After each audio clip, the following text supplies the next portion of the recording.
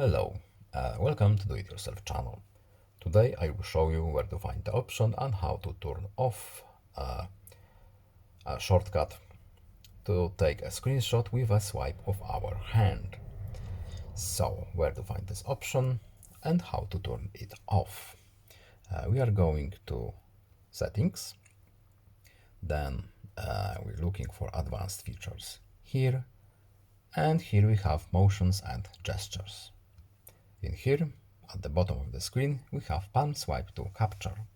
To turn it off, we simply uncheck this box, and now this option is turned off. So, what does it do? Swipe the edge of your hand across the screen to take a screenshot. So it's a gesture shortcut for our screen capture. Now it's turned off. I hope this video is helpful to you. Please leave a like and subscribe. Have a nice day and see you in the next video. Goodbye.